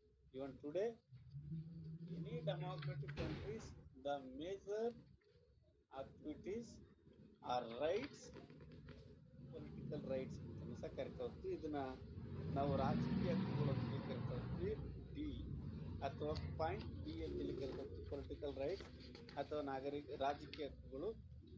Next one point C economical rights ಅಂತ ಕರಿತಾ ಹೋಗ್ತೀವಿ. ಅಂತ ಹೇಳಿದ್ರೆ ಅಲ್ಲಿ ನಾವು ಆರ್ಥಿಕ ಹಕ್ಕುಗಳನ್ನ ನಾವು ಗಮನಿಸ್ತಾ ಹೋಗ್ತೀವಿ.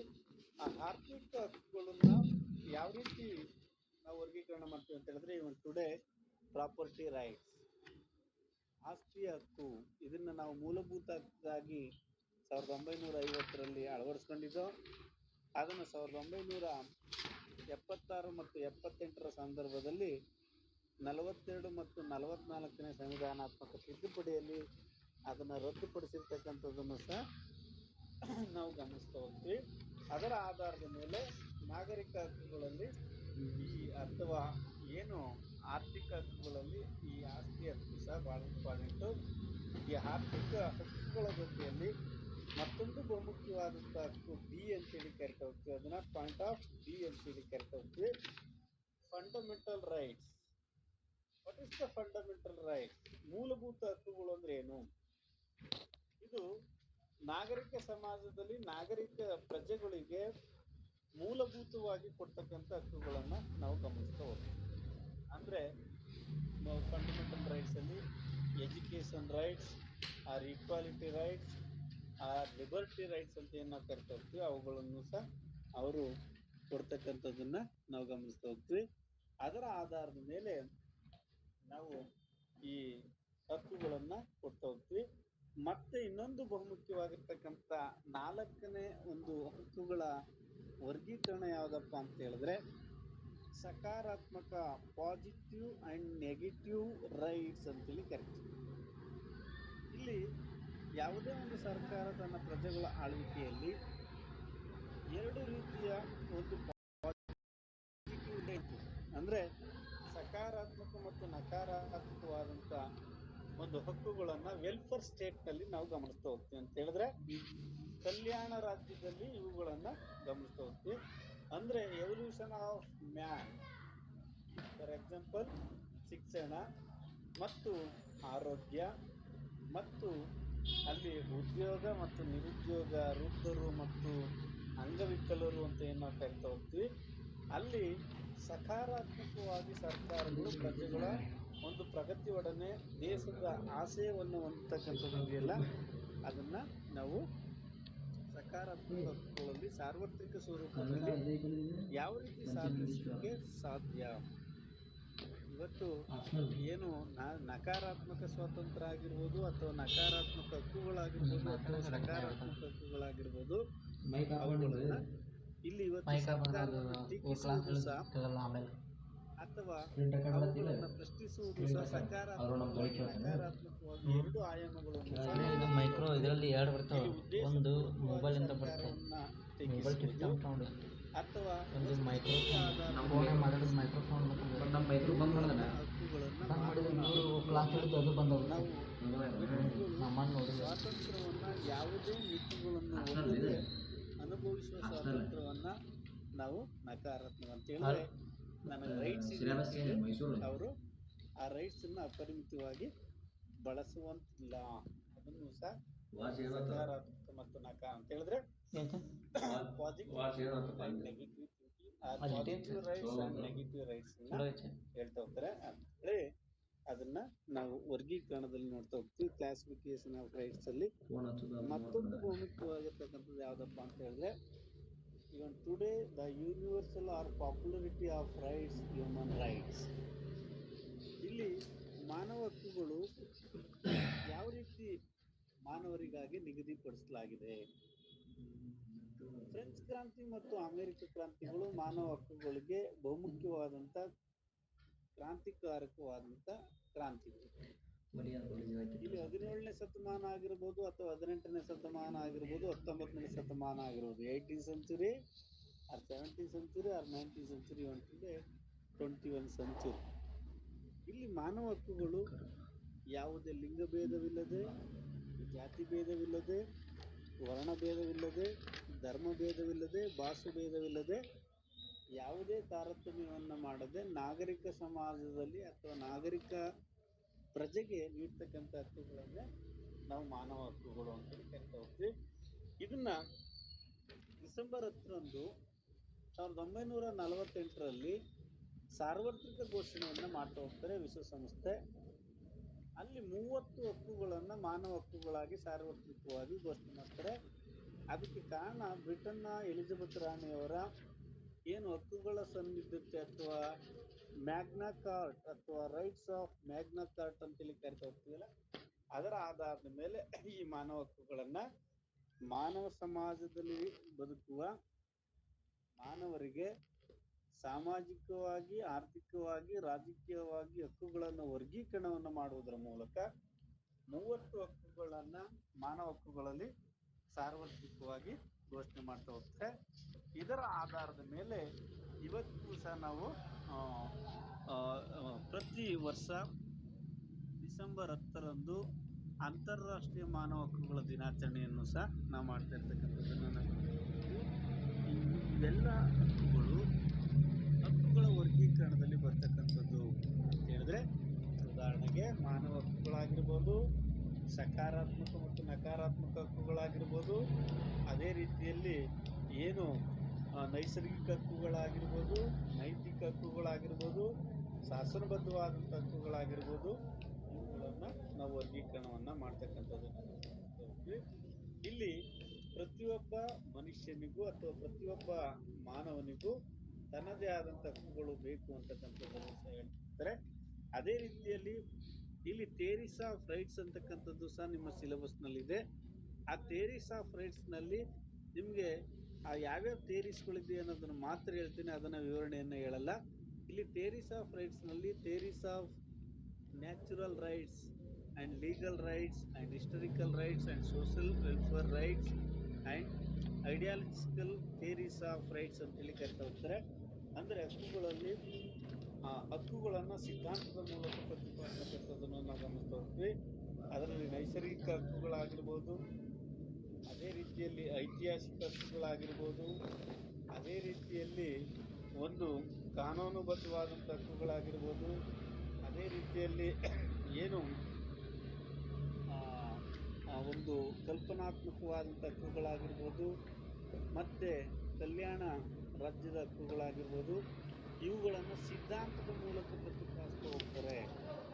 ಯಾಕೆ ಸಿದ್ಧಾಂತದ ಪ್ರತಿಪಾದನೆಯನ್ನು ಮಾಡ್ತಾ ಹೋಗ್ತಾರೆ ಅಂತ ಹೇಳಿದ್ರೆ, ಇಲ್ಲಿ ನೈಸರ್ಗಿಕದತ್ತವಾಗಿ ಹಕ್ಕುಗಳು ಯಾವ ರೀತಿ ಸಿದ್ಧಾಂತವನ್ನು ಪ್ರತಿಪಾದಿಸ್ತವೆ ಮತ್ತು ಐತಿಹಾಸಿಕವಾಗಿ ಯಾವ ರೀತಿ ಪ್ರತಿಪಾದಿಸ್ತವೆ, ಕಾನೂನಾತ್ಮಕವಾಗಿ ಯಾವ ರೀತಿ ಪ್ರತಿಪಾದಿಸ್ತವೆ ಮತ್ತು ಸಮಾಜ ಕಲ್ಯಾಣ ಅಥವಾ ಕಲ್ಯಾಣ ರಾಜ್ಯದಲ್ಲಿ ಸೇರಿಸಲ್ಪಟ್ಟಿದೆ ಮತ್ತು ಊಹಾತ್ಮಕ ಅಥವಾ ಕಲ್ಪನಾತ್ಮಕವಾದಂಥ ಸಿದ್ಧಾಂತಗಳು ಯಾವ ರೀತಿ ಹಕ್ಕುಗಳನ್ನು ಪ್ರತಿಪಾದಿಸ್ತವೆ ಅನ್ನೋದನ್ನು ಸಹ ಅವರು ಅವರದೇ ಆದಂಥ ಸಿದ್ಧಾಂತದಲ್ಲಿ ಅವರು ಹೇಳ್ತಕ್ಕಂಥದ್ದನ್ನು ಅಥವಾ ಅದನ್ನು ಪ್ರತಿಪಾದಿಸ್ತಕ್ಕಂಥದ್ದನ್ನು ಸಹ ನಾವು ಗಮನಿಸ್ತಾ ಹೋಗ್ತೀವಿ. ಇಲ್ಲಿ ಯಾಕೆ ಈ ಎಲ್ಲ ಥಿಯರೀಸ್ಗಳನ್ನು ನಾನು ನಿಮ್ಗೆ ಹೇಳಿದೆ ಅಂತ ಹೇಳಿದ್ರೆ, ಈ ಹಕ್ಕುಗಳು ತನ್ನದೇ ಆದಂಥ ಮಹತ್ವವನ್ನು ಮತ್ತು ಅರ್ಥವನ್ನು ಅದೇ ರೀತಿಯಲ್ಲಿ ವರ್ಗೀಕರಣವನ್ನು ಹೊಂದಿರುವ ರೀತಿಯಲ್ಲೇ ಅವುಗಳು ಸಿದ್ಧಾಂತವನ್ನು ಸಹ ಒಳಗೊಂಡಿದೆ. ಆ ಸಿದ್ಧಾಂತದ ಮೂಲಕ ತಮ್ಮದೇ ಆದಂಥ ಒಂದು ಕಾರ್ಯವ್ಯಾಪ್ತಿಯನ್ನು ಸಹ ಒಳಗೊಂಡಿದೆ ಅನ್ನೋದು ಇಲ್ಲಿ ನಿಮ್ಮ ಯೂನಿಟ್ ನಂಬರ್ 10, 11, 12 ಇರ್ತಕ್ಕಂಥ ಬಹುಮುಖ್ಯವಾದಂಥ ಅಂಶಗಳು ಅಂತಲೂ ಸಹ ಕರಿತಾ ಹೋಗ್ತೀವಿ. ಇಲ್ಲಿ ಯಾಕೆ ಇವುಗಳನ್ನ ಬಹಳ ನಿಮಗೆ ಸರಳವಾಗಿ ಇದನ್ನ ಫೋಕಸ್ ಮಾಡಿದೆ ಅಂತ ಹೇಳಿದ್ರೆ, ಈ 3 ಅಧ್ಯಾಯಗಳಲ್ಲಿ ಬ್ಲಾಕ್ ನಂಬರ್ 2ನಲ್ಲಿ 10, 11 ಏನು 12 ಅಂತೇಳಿ ಕರಿತಾ ಹೋಗ್ತೀವಲ್ಲ, ಅಲ್ಲಿ ರೈಟ್ಸ್ ಅಂತಕ್ಕಂಥದ್ದನ್ನು ಫೋಕಸ್ ಮಾಡ್ತಾ ಹೋಗ್ತಾರೆ ಅಥವಾ ಮಹತ್ವಗಳು ಅಂತೇಳಿ ಫೋಕಸ್ ಮಾಡ್ಕೊಳ್ತಾರೆ. ಅದು ನಿಮಗೆ ಬಹಳ ಮುಖ್ಯವಾಗಿ ಇರ್ತಕ್ಕಂಥ ಒಂದು ಸುತ್ತಿದು. ನೀವು ಹಕ್ಕುಗಳಿಗೆ ಸಂಬಂಧಪಟ್ಟಂತೆ ಏನು ಥಿಯರೀಸ್ಗಳಿದೆಯಲ್ಲ, ಅದಕ್ಕೆ ಸಂಬಂಧಪಟ್ಟಂತೆ ಕ್ವಶನ್ಸ್ಗಳನ್ನು ಕೇಳಿದ್ರೆ ನೀವು ಓದಿದ್ದು ಅದನ್ನ ಸಂಪೂರ್ಣವಾಗಿ ಗೊತ್ತಿದ್ರೆ ಮಾತ್ರ ಬರೀರಿ. ಇಲ್ಲ ಅಂತ ಹೇಳಿದ್ರೆ ಚಾಯ್ಸ್ ಇರ್ತವೆ, ಕ್ವಶನ್ಸ್ಗಳನ್ನ ಅನಿವಾರ್ಯವಾಗಿ ಡ್ರಾಪ್ ಮಾಡುವಂಥ ಸಂದರ್ಭ ಬಂದರೆ ಅವನ್ನು ಡ್ರಾಪ್ ಔಟ್ ಮಾಡಿ ಇನ್ನುಳಿದ ಕ್ವಶನ್ಸ್ಗಳಿಗೆ ನೀವು ಉತ್ತರವನ್ನು ಬರೀಬೇಕಾಗ್ತದೆ. ಇದು ನಿಮಗೆ ಗಮನದಲ್ಲಿರಲಿ. ಅದರ ಜೊತೆಗೆ ಇಲ್ಲಿ ನಾನು ಏನು ಹೈಲೈಟ್ಸ್ಗಳನ್ನು ಅಥವಾ ಇಂಪಾರ್ಟೆಂಟ್ ಅಂತ ಹೇಳಿದ್ನೋ ಅದರ ಬಗ್ಗೆ ನೀವು ಗಮನವನ್ನು ಹರಿಸ್ಬೇಕು. ಅದರ ಆಧಾರದ ಮೇಲೆ ನೀವು ಓದಬೇಕು. ಇದು ನಿಮಗೆ ಗೊತ್ತಿರಲಿ. ಮತ್ತೆ ಹಕ್ಕುಗಳು ಮತ್ತು ಕರ್ತವ್ಯಗಳು ಒಂದು ನಾಣ್ಯದ 2 ಮುಖಗಳು ಅನ್ನುವ ಒಂದು ವ್ಯಾಖ್ಯಾನವನ್ನು ಸಹ ನಿಮ್ಗೆ ಹೇಳಿದೆ. ಅದೇ ರೀತಿಯಲ್ಲಿ ಇಲ್ಲಿ ಮತ್ತೊಂದು ಬಹುಮುಖ್ಯವಾಗಿರ್ತಕ್ಕಂಥದ್ದು ಯಾವುದಪ್ಪ ಅಂತ ಹೇಳಿದ್ರೆ, ನಿಮ್ಮ ಬ್ಲಾಕ್ ನಂಬರ್ 3ನಲ್ಲಿ law, meaning and importance and nature or theories of laws ಅಂತೇಳಿ ಕರಿತಾ ಹೋಗ್ತೀವಿ. ಅಂದ್ರೆ ಕಾನೂನು ಅಂದ್ರೆ ಏನು, ಕಾನೂನಿನ ಏನು ಮಹತ್ವ ಏನು, ಕಾನೂನಿನ ಸ್ವರೂಪ ಏನು, ಕಾನೂನಿನ ಒಂದು ಕೈಂಡ್ಸ್ ಅಥವಾ ಏನು ವಿಧಗಳೇನು ಮತ್ತು ಕಾನೂನಿನ ಮೂಲಗಳೇನು ಅನ್ನೋದನ್ನ ನಿಮ್ಮ ಸಿಲೆಬಸ್ನಲ್ಲಿ ನಿಗದಿಪಡಿಸಿದ್ದಾರೆ. ಇಲ್ಲಿ ಕಾನೂನು ಅಂದ್ರೆ ಏನು, ಲಾ ಅಂತೇಳಿ ಕರಿತಾರೆ. The meaning of law, meaning of importance of law, ಏನು nature of law, nature of or ಏನು ಮಾನವ ಏನು ಕಾನೂನು ಅಂತ ಏನ ಕರಿತಾ ಹೋಗ್ತೀವಿ, ಆ ಕಾನೂನಿಗೆ ಸಂಬಂಧಪಟ್ಟಂತೆ ಸಾಕಷ್ಟು ವಿಷಯಗಳು. ಇಲ್ಲಿ ಕಾನೂನು ಅಂದ್ರೆ ಏನು ಅನ್ನೋದು ಬಹಳ ಇಂಪಾರ್ಟೆಂಟ್. ವಾಟ್ ಈಸ್ ಲಾ? ಕಾನೂನು ಅಂತಕ್ಕಂಥದ್ದು ಯಾವ ರೀತಿ ಕಾನೂನು ಮತ್ತು ಯಾವುದೇ ರೀತಿಯಲ್ಲಿ ಕಾನೂನನ್ನು ಬಳಕೆ ಮಾಡಲಾಗ್ತದೆ, ಕಾನೂನಿನ ಮೂಲ ಎಲ್ಲಿದೆ, ದ ಸೋರ್ಸ್ ಆಫ್ ಲಾ ಅಂತ ಹೇಳಿದ್ರೆ ಇಲ್ಲಿ ಸಹಜವಾಗಿ ಕಾನೂನನ್ನು ಅಭ್ಯಾಸ ಮಾಡುವ ಇವತ್ತು ನಮ್ಮ ಭಾರತೀಯರು ಭಾರತ್ ಲಾವನ್ನು ವಿದ್ಯಾಭ್ಯಾಸವನ್ನು ಮಾಡಲಿಕ್ಕೆ before independence or after independence the studies of law or Bharat law, United Kingdom or London. ಇಲ್ಲಿ ಬ್ರಿಟನ್ ರಾಷ್ಟ್ರದ ರಾಜಧಾನಿಯಾಗಿರ್ತಕ್ಕಂಥ ಲಂಡನ್ನಲ್ಲಿ ಸ್ವತಂತ್ರ ಪೂರ್ವದಲ್ಲಿ ಅನೇಕ ಪೂರ್ವಜರು ಕಾನೂನಿನ ಪದವಿಯನ್ನು ಪಡೀಲಿಕ್ಕೆ ಹೋಗ್ತಿದ್ರು. For example Mahatma Gandhiji and Ambedkar, Nehru or others peoples, ಇವರೆಲ್ಲರೂ ಸಹ ಅಲ್ಲಿ ಅವತ್ತಿನ ಸಂದರ್ಭದಲ್ಲಿ ಭಾರತ್ ಲಾವನ್ನು ಪಡೀಲಿಕ್ಕೆ ಹೋಗ್ತಾ ಇದ್ರು. ನಮ್ಮ ಭಾರತದ ಶಿಕ್ಷಣ ನೀತಿಯನ್ನ ಅಥವಾ the historical back ground of Indian education system ಅನ್ನ ಓದಿದ್ರೆ ಅಲ್ಲಿ ಬಹಳ ಸ್ಪಷ್ಟವಾಗಿ ಗೊತ್ತಾಗ್ತದೆ. ಇಲ್ಲಿ ಕಾನೂನು ಎಷ್ಟು ಮುಖ್ಯ ನಾಗರಿಕ ಸಮಾಜದಲ್ಲಿ ಅಥವಾ civil society, the importance of law or meaning of law. ರಾಜ್ಯವು ಸಮಾಜ, ಸಂಘ, ಸರ್ಕಾರ, ರಾಷ್ಟ್ರ ಇನ್ನು ಮುಂತಾದವುಗಳ ಒಂದು ಭಿನ್ನವಾದಂಥ ಸಂಸ್ಥೆಯಾಗಿ ರಾಜ್ಯದ ಉಳಿದೆಲ್ಲ ಸಂಸ್ಥೆಗಳಿಗಿಂತಲೂ ಸರ್ವಶ್ರೇಷ್ಠವಾದಂಥ ಪರಮಾಧಿಕಾರವನ್ನು ಹೊಂದಿದ್ದ ಕಾನೂನುಗಳ ರೂಪದಲ್ಲಿ ಅದನ್ನು ಜಾರಿಗೊಳಿಸುತ್ತದೆ. ರಾಜ್ಯವು ಸರ್ಕಾರವೆಂಬ ನಿಯೋಗದ ಮೂಲಕ ತನ್ನ ಇಚ್ಛಾ ಕಾನೂನುಗಳನ್ನು ಮತ್ತು ಕಾನೂನುಗಳ ರೂಪದಲ್ಲಿ ವ್ಯಕ್ತಪಡಿಸುತ್ತದೆ. ಇದು ಕಾನೂನು ರಾಜ್ಯದಲ್ಲಾಗಲಿ ರಾಷ್ಟ್ರದಲ್ಲಾಗಲಿ ಅಂತಾರಾಷ್ಟ್ರೀಯ ಮಟ್ಟದಲ್ಲಾಗಲಿ ಅಲ್ಲಿಯ ಪರಿಸ್ಥಿತಿಗೆ ಅನುಗುಣವಾಗಿ ಅಥವಾ ಅಲ್ಲಿಯ ಮೂಲಭೂತ ಸನ್ನಿವೇಶಕ್ಕೆ ಅನುಗುಣವಾಗಿ ಪ್ರಜೆಗಳಿಗೆ ಅಲ್ಲಿ ಶಾಂತಿ ಸುವ್ಯವಸ್ಥೆಯನ್ನು ಸ್ಥಾಪಿಸಲು, ಪ್ರಜೆಗಳ ಜೀವನವನ್ನು ಸುಧಾರಿಸಲು, ಪ್ರಗತಿಪರ ಅಭಿವೃದ್ಧಿಯನ್ನು ಸಾಧಿಸಲಿಕ್ಕೆ ಕಾನೂನು ಬೇಕು ಅನ್ನೋದನ್ನ ಬಹಳ ಸರಳವಾಗಿ ಹೇಳ್ತಾ ಹೋಗ್ತಾರೆ. ಅಂದ್ರೆ ಕಾನೂನು ಅಂತಕ್ಕಂಥ ಒಂದು ಅಂಶವನ್ನ ಮನುಷ್ಯನ ಬಾಹ್ಯ ವರ್ತನೆಯನ್ನು ನಿಯಂತ್ರಿಸುವ ನಿಯಮಗಳೇ ಕಾನೂನು ಅಂತ ಹೇಳ್ತೀನಿ. ಅಂತ ಹೇಳಿದ್ರೆ ವ್ಯಕ್ತಿಯ ಬಾಹ್ಯ ವರ್ತನೆಯನ್ನು ನಿಯಂತ್ರಿಸುವ ನಿಯಮಗಳೇ ಕಾನೂನು ಅಂತ ಹೇಳಿ ಕರಿತಾ ಹೋಗ್ತಾರೆ. ಇದನ್ನ ಬಹಳ ವಿಶಾಲ ಅರ್ಥದಲ್ಲಿ ನಾವು ಅಭ್ಯಾಸ ಮಾಡೋದಾದ್ರೆ, ರಾಜ್ಯವು ತನ್ನ ಪ್ರಜೆಗಳ ವರ್ತನೆಯನ್ನು ಹಾಗೂ ನಡತೆಯನ್ನು ನಿಯಂತ್ರಿಸಲು ಜಾರಿಗೆ ತರಲಾಗುವ ಲಿಖಿತ ರೂಪದ ನಿಯಮಾವಳಿಗಳನ್ನೇ ಕಾನೂನು ಅಂತೇಳಿ ಹೇಳ್ತಾರೆ. ಇವತ್ತು ನಾವು ಚಳವಳಿಗಳಲ್ಲಿ ಮತ್ತು ಹೋರಾಟಗಳಲ್ಲಿ ಈ ಕಾನೂನಿನ ಪದವನ್ನ ಬಳಸ್ತಾ ಹೋಗ್ತೀವಿ ಮತ್ತು ನ್ಯಾಯದ ಪದವನ್ನ ಬಳಸ್ತೀವಿ. ಕಾನೂನಿನ ಮೂಲಕ ನಮಗೆ ನ್ಯಾಯವನ್ನು ದೊರಕಿಸ್ಬೇಕು. ಹಂಗಾದ್ರೆ ನ್ಯಾಯ ಮೊದಲು ಕಾನೂನು ಮೊದಲು ಅನ್ನುವ ಚರ್ಚೆ ಬಂದಾಗ ಮೊದಲು ಕಾನೂನು, ಅದಾದ ನಂತರ ನ್ಯಾಯ. ಈ ಎರಡು ಕಾನ್ಸೆಪ್ಟ್ ಎಲ್ಲಿ ಶುರುವಾಗ್ತದೆ ಅಂತ ಹೇಳಿದ್ರೆ ರೋಮನ್ ಸಾಮ್ರಾಜ್ಯದಲ್ಲಿ ಶುರುವಾಗ್ತದೆ. ಈ ರೋಮನ್ ಸಾಮ್ರಾಜ್ಯದಲ್ಲೇ ಜಾನ್ ರಾಸಿನ್ ಅಂತಕ್ಕಂಥವನು ಅಥವಾ ಜಾನ್ ರಾಸೆಲ್ ಅಂತಕ್ಕಂಥವನು ಈ ಎರಡು ಕಾನ್ಸೆಪ್ಟ್ ಅಧಿಕೃತವಾಗಿ ಪ್ರತಿಪಾದಿಸ್ತಾ ಹೋಗ್ತಾನೆ. ಅದು ಸಿದ್ಧಾಂತದಲ್ಲಿ ಬರ್ತದೆ. ಇಲ್ಲಿ ಜಾನ್ ರಾಸೆಲ್ ಅಂತಕ್ಕಂಥವನು ಕಾನೂನು ಆಗಿರ್ಬೋದು, ನ್ಯಾಯ ಆಗಿರ್ಬೋದು, ರೋಮನ್ನನ್ನೇ ಆಧಾರವಾಗಿಟ್ಕೊಂಡು ಅವನು ಕಾನೂನುಗಳನ್ನ ರಚಿಸ್ತಾ ಹೋಗ್ತಾನೆ. ಇಲ್ಲಿ ಕಾನೂನು ತನ್ನದೇ ಆದಂತ ಮಹತ್ವವನ್ನ ಪಡೆದುಕೊಳ್ತಿದೆ ಮತ್ತು ತನ್ನದೇ ಆದಂತ ವಿಶಾಲ ಅರ್ಥವನ್ನ, ಸಂಕುಚಿತ ಅರ್ಥವನ್ನ ಒಳಗೊಂಡಿರ್ತಕ್ಕಂಥದ್ದನ್ನ ನಾವು ಗಮನಿಸ್ತೀವಿ. ಅದರಲ್ಲಿ ಏನು ವ್ಯಕ್ತಿಯ ಬಾಹ್ಯ ವರ್ತನೆ ಅಥವಾ man internal activities are other side activities the control by ಲಾ ಅಂತ ಕರಿತಾ ಹೋಗ್ತಾರೆ. ಅಲ್ಲಿ ಇವತ್ತು ಕಾನೂನು ಸುವ್ಯವಸ್ಥೆಯನ್ನ ಪದವನ್ನ ಬಳಸ್ತಾ ಹೋಗ್ತಾರೆ. ಲಾ ಅಂಡ್ ಆರ್ಡರ್ ಅಂತಲೂ ಸಹ ಬಳಸ್ತಾ ಹೋಗ್ತಾರೆ. ಈ ಕಾನೂನಿನ ಮೂಲಕ ಕಾನೂನನ್ನ ಮಾಡೋರು ಯಾರು, ಕಾನೂನನ್ನ ಜಾರಿಗೊಳಿಸೋರು ಯಾರು, ಕಾನೂನಿನ ವ್ಯಾಪ್ತಿಗೆ ಯಾರು ಒಳಪಡ್ತಾರೆ ಅನ್ನೋದನ್ನ ನಾವು ನೆಕ್ಸ್ಟ್ ಕ್ಲಾಸ್ ಅಲ್ಲಿ ಡಿಸ್ಕಸ್ ಮಾಡೋಣ. ಇದು ಏನು ಇವತ್ತಿನ ತರಗತಿಯಲ್ಲಿ ಅಥವಾ ಇವತ್ತಿನ ಉಪನ್ಯಾಸದಲ್ಲಿ ಹಕ್ಕುಗಳು ಅಂದ್ರೆ ಏನು, ಹಕ್ಕುಗಳ ಅರ್ಥ ಮತ್ತು ಹಕ್ಕುಗಳ ಮಹತ್ವ, ಹಕ್ಕುಗಳ ವರ್ಗೀಕರಣ ಮತ್ತು ಹಕ್ಕುಗಳ ಸಿದ್ಧಾಂತಗಳು ಏನು ಅನ್ನೋದ್ರ ಬಗ್ಗೆ ಡಿಸ್ಕಸ್ ಮಾಡಿದ್ವಿ. ಇದಕ್ಕೆ ಸಂಬಂಧಪಟ್ಟಂತೆ ಏನಾರೇ ಡೌಟ್ಸ್ಗಳಿದ್ರೆ ಹೇಳಿ, ಅದಕ್ಕೆ ನಿಮಗೆ ಕ್ಲಾರಿಫಿಕೇಶನ್ ಕೊಡ್ತೀನಿ. ಮತ್ತೆ ನೀವು ಕೆಲವರು ಸರ್ ಬಹಳ ಸ್ಪೀಡಾಗಿ ಇದನ್ನ ಮುಗಿಸ್ತಾ ಇದ್ದೀರಲ್ಲ ಸರ್ ಅಂತೇಳಿ ಯಾರು ಇದನ್ನ ಅನ್ಯತಾ ಭಾವಿಸ್ಬೇಡಿ. ಯಾಕೆ ಅಂತ ಹೇಳಿದ್ರೆ ನಿಮಗೆ ನಿಗದಿಪಡಿಸಿರುವ ತರಗತಿಗಳ ಆಧಾರದ ಮೇಲೆ ನಾವು ಇದನ್ನ ಕ್ಲಿಯರ್ ಮಾಡ್ತಾ ಇರೋದು, ಅದು ನಿಮಗೆ ಗಮನದಲ್ಲಿರಲಿ.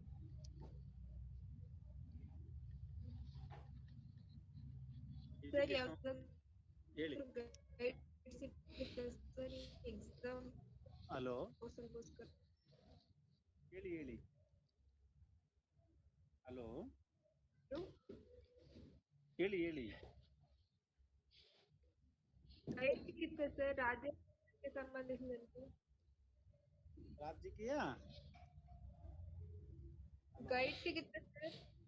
ಗೈಡ್ ಸಿಗುತ್ತಾ ಅಂತ ಕೇಳ್ತಾ ಇದ್ದಾರೆ. ಒಂದು ನೀವು ಡಿಗ್ರಿ ಓದ್ತಕ್ಕಂತ ಎಲ್ಲಾ ವಿದ್ಯಾರ್ಥಿಗಳು ವಿದ್ಯಾರ್ಥಿನಿಯರಿಗೆ ಸೂಚನೆ ಏನಪ್ಪಾ ಅಂತ ಹೇಳಿದ್ರೆ, ನೀವೆಲ್ಲರೂ ಪದವಿಯನ್ನ ಬಯಸಿ ಪದವಿಗೆ ಪ್ರಥಮ ವರ್ಷಕ್ಕೆ ಪ್ರವೇಶಾತಿಯನ್ನ ಪಡೆದಿದ್ದೀರಿ. ನಮ್ಮ PUC ಅಥವಾ SLC ನಲ್ಲಿ ಇರ್ತಕ್ಕಂಥ ಯಾವುದೇ ಗೈಡು ಅಥವಾ ಕೈಪಿಡಿಗಳು ಅಥವಾ ನೋಟ್ಸ್ಗಳನ್ನ ಎಂದೂ ಬಯಸಬೇಡಿ. ಇನ್ನೂ ನೀವು 3 ವರ್ಷ ಪದವಿಯನ್ನ ಗಳಿಸಿ ನಂತರ ಸ್ನಾತಕೋತ್ತರ ಪದವಿ ಅಥವಾ PG ಡಿಗ್ರಿಯನ್ನ ಮಾಡ್ತಕ್ಕಂಥ ಮನಸ್ಸುಗಳು ನಿಮ್ ಜೊತೆ ಇದೆ ಅಂತ ನಾನು ಅನ್ಕೊಂಡಿದ್ದೀನಿ. ಎಲ್ಲೂ ಸಹ ನೀವು ಗೈಡ್ಗಳನ್ನ ನೋಟ್ಸ್ಗಳನ್ನ ಬಯಸ್ಬೇಡಿ. ನೀವು ಏನ್ ಮಾಡ್ಬೇಕಪ್ಪ ಅಂತ ಹೇಳಿದ್ರೆ, ನಿಮ್ಮ ಕಂಟೆಂಟ್ ಪುಸ್ತಕ ಏನಿದೆಯೋ ಆ ಪುಸ್ತಕದಲ್ಲಿ ನಾವೇನು ಮೇಜರ್ ಆಗಿ ಫೋಕಸ್ ಮಾಡ್ತಾ ಇದೀವೋ ಅವನ್ನ ಟಿಕ್ ಮಾಡ್ಕೊಂಡು ನೀವು ಓದಿದ್ರೆ ಸಾಕು. ಇದಕ್ಕೆ ಯಾವುದೇ ಗೈಡು ಅಥವಾ ನೋಟ್ಸ್ಗಳ ಅವಶ್ಯಕತೆ ಇಲ್ಲ. ಅದು ನಿಮ್ಮ ಗಮನದಲ್ಲಿರ್ಲಿ.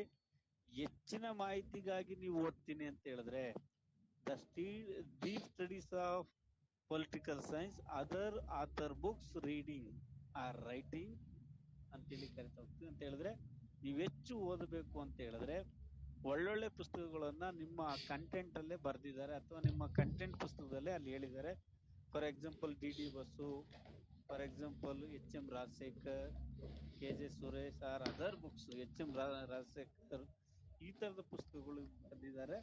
ಅವನು ಹೆಚ್ಚಿನ ಮಾಹಿತಿಗಾಗಿ ಓದಬೇಕು ಅಂತ ಹೇಳಿ ಓದಿಬೇಕಾರೆ ನಿಮ್ಗೆ ಏನು ಗಮನದಲ್ಲಿರ್ಬೇಕು ಅಂತ ಹೇಳಿದ್ರೆ ನಿಮ್ಮ ಕಂಟೆಂಟ್ ಬುಕ್ ಇದೆಯಲ್ಲ ಅದನ್ನ ನೋಟ್ಸ್ ಅಂತಾನೂ ಭಾವಿಸಿ, ಅದನ್ನ ಪುಸ್ತಕ ಅಂತಾನೂ ಭಾವಿಸಿ ನೀವು ಓದಿದ್ರೆ ಬಹಳ ಸರಳವಾಗಿ ನಿಮ್ಗೆ ಅರ್ಥ ಆಗ್ತದೆ. ಅಲ್ಲಿ ಏನಿದೆಯೋ ಅಷ್ಟನ್ನೇ ಬರೆದ್ರೆ ಸಾಕು. ನಾವು ಒಬ್ಬ ಮೌಲ್ಯಮಾಪಕನಾಗಿ ನಿಮ್ಮಲ್ಲಿ ಹೆಚ್ಚನ್ನ ನಿರೀಕ್ಷೆ ಮಾಡಲಿಕ್ಕೆ ಹೋಗಲ್ಲ. ನೀವೇನು ನಿಮ್ಮ ಕಂಟೆಂಟ್ ಪುಸ್ತಕದಲ್ಲಿ ಇದೆಯೋ ಅದನ್ನೇ ಮಾತ್ರ ಬರೀರಿ ಉತ್ತರವನ್ನ. ನಾವು ಅದನ್ನ you will accept of evaluator or valuator ಅಂತೇಳಿ ಕರಿ. ಓಕೆ, ನೆಕ್ಸ್ಟ್ ಕೇಳಿ ಏನ್ ಡೌಟ್ಸ್? ಸರ್ ಸಿದ್ಧಾಂತಗಳು ಅದು ಇನ್ನೊಂದ್ಸರಿ ಒಂದ್ಸರಿ ಹೇಳ್ತೀರಾ ಸರ್? ನೀವು ಸಿದ್ಧಾಂತಗಳನ್ನ ನಾನು ಹಕ್ಕುಗಳ ಬಗ್ಗೆ ಹೇಳುವಂತ ಸಂದರ್ಭದಲ್ಲಿ ಈಗ ಉದಾಹರಣೆಗೆ ನೈಸರ್ಗಿಕವಾದಂತ ಹಕ್ಕುಗಳಾಗಿರ್ಬೋದು ಅಥವಾ ಕಾನೂನಾತ್ಮಕ ಹಕ್ಕುಗಳಾಗಿರ್ಬೋದು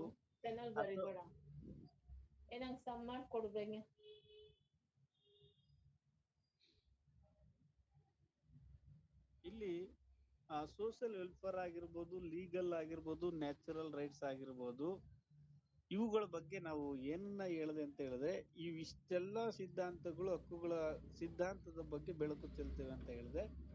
ಇಲ್ಲಿ ನಾವು ಸಿದ್ಧಾಂತಗಳನ್ನು 2 ಕ್ಲಾಸಲ್ಲಿ ಡಿಸ್ಕಸ್ ಮಾಡಿದ್ವಿ. ಈ ಉದಾಹರಣೆಗೆ ಸೋಷಿಯಲ್ ಕಾಂಟ್ರಾಕ್ಟ್ ಥಿಯರೀಸ್ ಅಲ್ಲಿ ಯಾವ ತರ ಇದೆ, ಯಾವ ತರ ಬರಿಬೇಕು ಅನ್ನೋದನ್ನು ಸಹ ನಿಮ್ಗೆ ಹೇಳಿದ್ರಿ. ಕೆಲವು ಕ್ವಶನ್ಸ್ಗಳನ್ನ ನಿಮಗೆ ಚಾಯ್ಸ್ ಇರೋದ್ರಿಂದ ನೀವು ಡ್ರಾಪ್ ಔಟ್ ಮಾಡುವಂತ ಸಂದರ್ಭವೂ ಸಹ ನಿಮ್ಗೆ ಬರ್ತದೆ.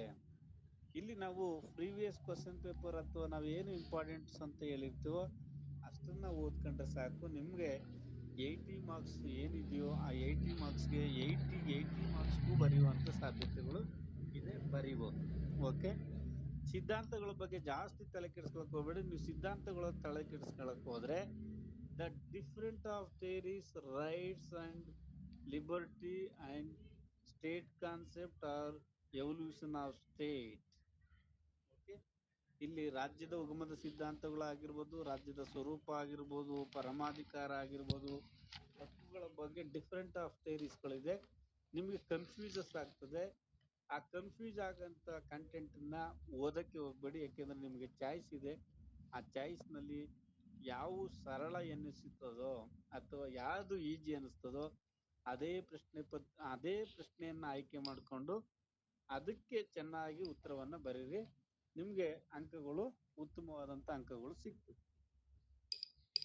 ಸರ್ ಬ್ಲಾಕ್ ಒನ್ನಲ್ಲಿ ಯಾವ್ಯಾವ ಯೂನಿಟ್ ಇಂಪಾರ್ಟೆಂಟ್ ಅಂತ ಸ್ವಲ್ಪ ಹೇಳಿ ಸರ್. ಲಾಸ್ಟ್ ಹೇಳ್ತೀನಿ ನಾನು, ಲಾಸ್ಟ್ ಕ್ಲಾಸ್ ಅದೇ ಹೇಳಿ. ಹಲೋ ಸರ್, ಬರೀ ಕಾನೂನು ಅಂದ್ರೇನೆ ಬೇರೆ, ಅಂತಾರಾಷ್ಟ್ರೀಯ ಕಾನೂನು ಅಂದ್ರೇನೆ ಬೇರೆನಾ ಸರ್?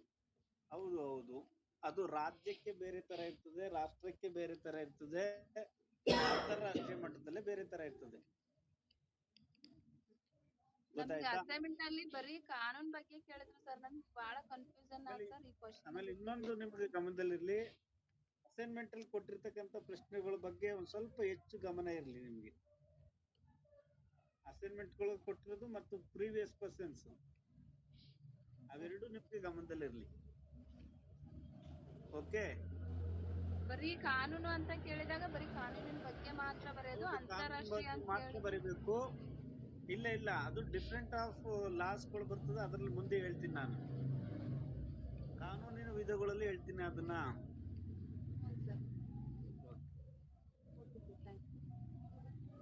ಓಕೆ ಸರ್, ಇವಾಗ ಹಕ್ಕುಗಳಲ್ಲಿ 3 ಚಾಪ್ಟರ್ ಬಂದಿದೆಯಲ್ಲ ಸರ್, ಘಟಕ 10 ಮತ್ತೆ 11, 12 ಮೂರು ಕೂಡ ಒಂದಕ್ಕೊಂದು ರಿಲೇಟೆಡ್ ಅಲ್ವಾ ಸರ್? ನೋಡಿ, ಒಂದನ್ನ ಸೂಕ್ಷ್ಮವಾಗಿ ಹೇಳ್ಬಿಡ್ತೀನಿ ನೋಡಿ. ನಾವು ರೆಗ್ಯುಲರ್ ಅಲ್ಲಿ ಈ ಹಕ್ಕುಗಳ 3 ಚಾಪ್ಟರ್ ಇದೆಯಲ್ಲ, ಆ 3 ಚಾಪ್ಟರ್ನ ಒಂದೇ ಚಾಪ್ಟರ್ನಲ್ಲಿ ಓದ್ತೀವಿ ನಾವು. ಇಲ್ಲಿ ಡಿವೈಡ್ ಮಾಡಿದಾನ ಅಷ್ಟೇ, ಯೂನಿಟ್ ನಂಬರ್ 1, 2, 3 ಅಂತೇಳಿ ಒಂದೇ ಚಾಪ್ಟರ್ನ, ಅಥವಾ ನಾವು ಯೂನಿಟ್ ನಂಬರ್ 1 ಅಂತ ಏನ್ ನಾವು ಕರಿತಾ ಹೋಗ್ತೀವಿ, ಅಥವಾ ಘಟಕ 1ರಲ್ಲೇ ನಿಮಗೆ ಚಾಪ್ಟರ್ ನಂಬರ್ 1, 2, 3 ಅಂತೇಳಿ ಮಾಡ್ಕೊಂಡಿದ್ದಾರೆ. ಆದ್ರೆ ಅಲ್ಲಿ ಯೂನಿಟ್ಗೆ ಕನ್ವರ್ಟ್ ಮಾಡಿದ್ದಾರೆ ಅಷ್ಟೇ. ಉದಾಹರಣೆಗೆ ಹಕ್ಕುಗಳು, ಹಕ್ಕುಗಳ ಅರ್ಥ, ಹಕ್ಕುಗಳ ಸ್ವಭಾವ, ಹಕ್ಕುಗಳ ಮಹತ್ವ, ಹಕ್ಕುಗಳ ವಿಧ, ಹಕ್ಕುಗಳ ಸಿದ್ಧಾಂತ, ಹಕ್ಕುಗಳ ವರ್ಗೀಕರಣವನ್ನು ಒಂದೇ ಚಾಪ್ಟರ್ನಲ್ಲಿ ಓದ್ತೀವಿ ನಾವು. ಓಕೆ, ಅದನ್ನ 3 ಮಾಡಿದ್ದಾರೆ ಅಷ್ಟೇ, ಡಿವೈಡ್ ಮಾಡಿದ್ದಾರೆ. Excuse me sir. ಹೇಳಿ ಸರ್, ಇದು ನಾನು ನಿನ್ನೆ ಆಬ್ಸೆಂಟ್ ಆಗ್ಬಿಟ್ಟಿದೆ ಸರ್. ಅದು ರೆಕಾರ್ಡೆಡ್ ವಿಡಿಯೋ ಐತೆ ಸರ್? ನಾನ್ ಮಾಡ್ಕೊಂಡಿಲ್ಲ, ನನ್ನ ಮೊಬೈಲಲ್ಲಿ ಮಾಡಕ್ಕಾಗಲ್ಲ ಅದು. ಸರ್, ಬೇರೆ ಎಲ್ಲಿ ಸಿಗುತ್ತೆ? ಬೇರೆ ನೀವೇನ್ ಮಾಡಿ ಅಂತ ಹೇಳಿದ್ರೆ, ನಿಮ್ ಪೋರ್ಟಲ್ ಇದೆಯಲ್ಲ ಸರ್, ನಿಮ್ದು ಪೋರ್ಟಲ್ ಇದೆಯಲ್ಲ, ಅಕಾಡೆಮಿಕ್ ಪೋರ್ಟಲ್, ಅಲ್ಲಿ UG ರೆಕಾರ್ಡಿಂಗ್ ಕ್ಲಾಸ್ ಅಂತ ಇರ್ತದೆ, ಅದನ್ನ ಓಪನ್ ಮಾಡಿ ಸಿಗ್ತದೆ. Thank you sir. Okay, good night. Good night. Thank you, sir. Good night sir. Thank you, sir. Good night.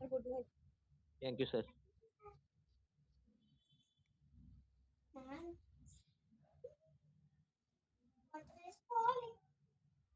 Thank you, sir.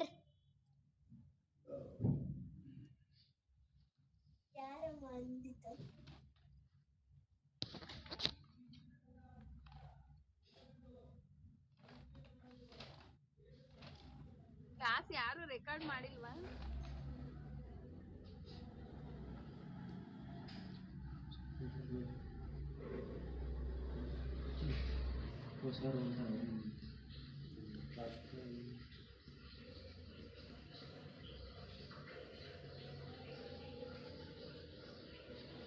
ಅದು ರೆಕಾರ್ಡ್ ಮಾಡೋದು ಹೇಗೆ ಅಂತ ಗೊತ್ತಿಲ್ವಲ್ಲ ನಮ್ಗೆ. ಅದೇ ನಮಗೂ ಗೊತ್ತಾಗ್ತಾ ಇಲ್ಲ. ಬೇರೆ ಕ್ಲಾಸ್ ರೆಕಾರ್ಡ್ ಮಾಡ್ತಾರೆ, ಇದ್ರಲ್ಲಿ ಅವ್ರಿಲ್ಲ, ಅವರು BCom ಸ್ಟೂಡೆಂಟ್. ಇದ್ರಲ್ಲಿ ಯಾರು ರೆಕಾರ್ಡ್ ಮಾಡ್ತಾ ಇಲ್ಲ. ಯಾರು ರೆಕಾರ್ಡ್ ಆಗಿರ್ತದೆ ಇಲ್ಲೇ ಇಲ್ಲ. ನಮಗೂ ಅದು ಗೊತ್ತಾಗ್ತಾ ಇಲ್ಲ ಆಪ್ಷನ್, ಮಾಡಿಲ್ಲ. ಯಾರಾದ್ರೂ ಮಾಡಿದ್ರೆ ಹೆಲ್ಪ್ ಆಗೋದು ಎಲ್ರಿಗೂ.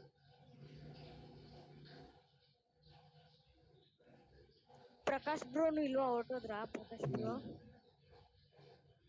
ಹೋಗಿರ್ಬೋದು ಅನಿಸ್ತದೆ. ಇಲ್ಲ, ಅವರು ಇಲ್ಲ.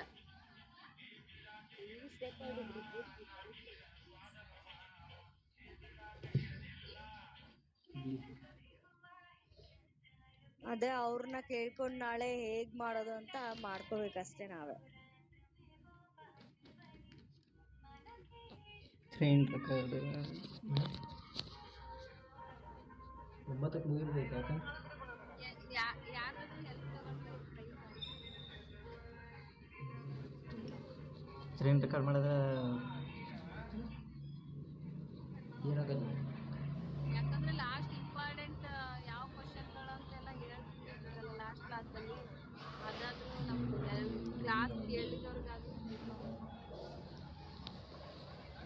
ಗ್ರೂಪಲ್ಲಿ ಹಾಕಿದ್ರೆ ಹೆಲ್ಪ್ ಆಗ್ತದೆ.